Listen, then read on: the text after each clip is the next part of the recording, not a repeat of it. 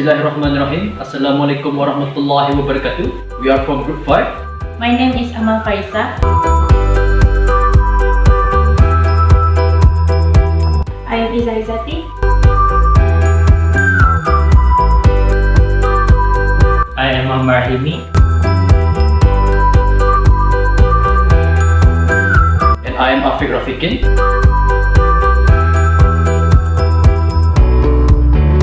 In this presentation, we will be presenting about ASEAN from multiple perspectives.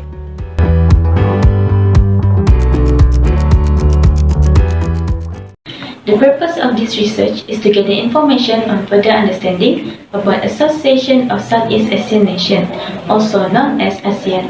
Our group focuses on ASEAN contribution towards education amongst the undergraduates of University of Brunei Darussalam, or in short form, UBD. This year, our country, Brunei Darussalam, has been chosen to host the ASEAN Summit in 2021, which will have a significant impact on the country's high contributions, particularly in the area of education.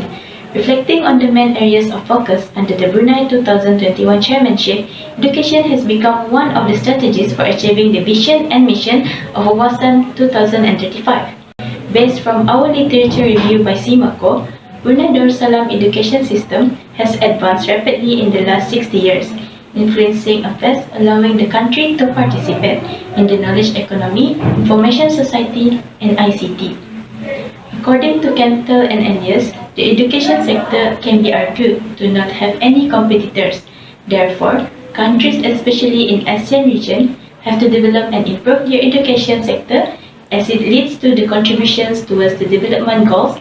And according to Robert Cosma's knowledge ladder and Jeffrey Sachs' economic development ladder, a country's economic development at its initial stage depends on physical capital. The capital will depend on human resources development, which include the skills, knowledge, creativity, and innovation, thus allowing the educational system to change and develop, which contributes to economic development and growth. With this, I will pass the presentation to Iza, where she will talk about our methodology. For the study, our group used quantitative research, which is conducted via surveys through Google Forms. Why do we choose online survey? It is because online surveys are easily spread and it can reach a wide range of participants, and it is also because conducting physical surveys is time-consuming in contrast to online surveys. The survey consists of 3 sections with 10 closed-ended questions in total. Section 1 covers questions of demographics including gender, faculty, and year of study.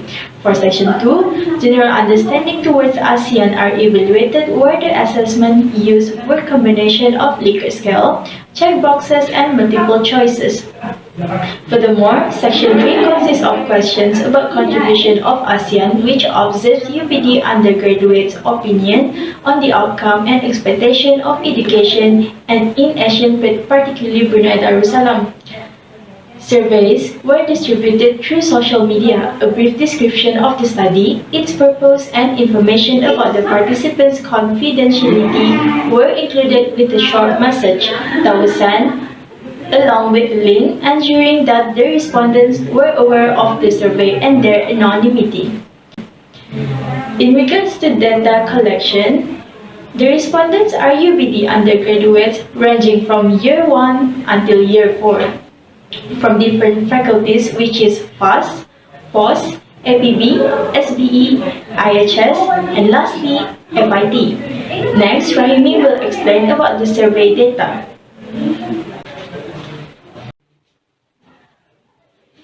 Hi, now I will present about our survey data.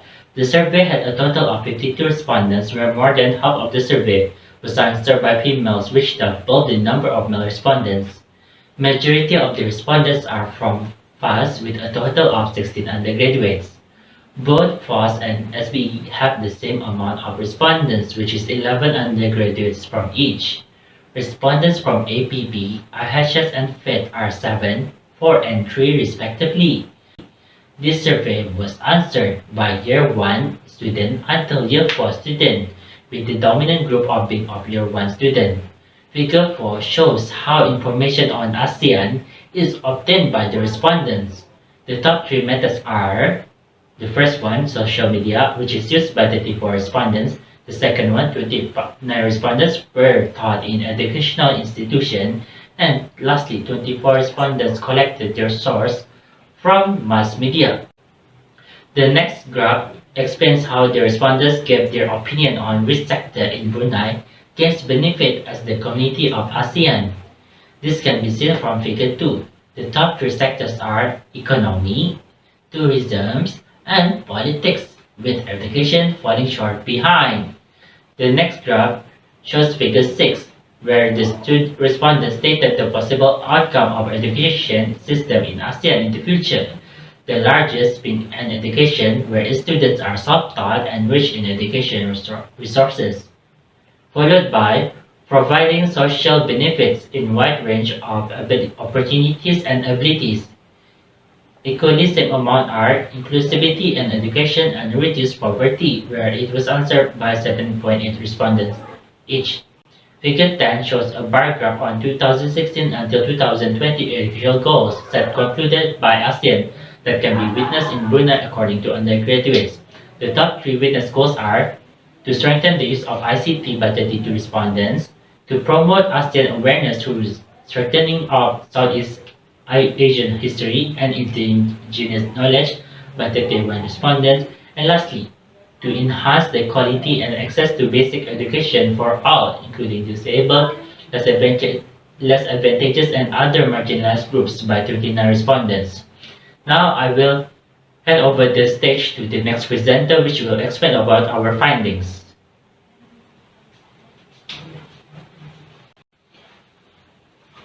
Based on our findings and in regards to 2016 to 2020 goals of ASEAN towards education, the result shows that UBD undergraduates agree that improvements in the use of information technology are the aspect that they are able to witness in Brunei. This relates back to our literature review by Semako, where Brunei has strengthened their use in information technology, especially during this current pandemic the world is facing, indicating that one of ASEAN's goals has been achieved. Referring to the study of Cantel and Elias, it can be agreed that education sectors is unlikely to have competition with other sectors, since it gives contribution towards the community. More than half of the respondents agree that they witness positive outcomes in the education system in Brunei. And lastly, education sector must correspond with other sectors to grow and diversify the country's economy, where this can be supported by the statement of COSMA and SAH. ASEAN sectors help a country in giving the people skills and knowledge which eventually be used to other sectors, as this human capital will lead to growth of country's well-being and economy. In conclusion, the study conducted managed to identify the awareness and understanding of UBD undergraduates on the ASEAN's contribution towards education. The results gains are seen as equivalent and complement to the findings gathered. We hope that the education system in ASEAN, especially in Brunei, can persevere in its improvements, which can allow people to gain beneficial knowledge in the future, as this can contribute towards achieving Wawasan 2035. So that is all from Group 5. Bye!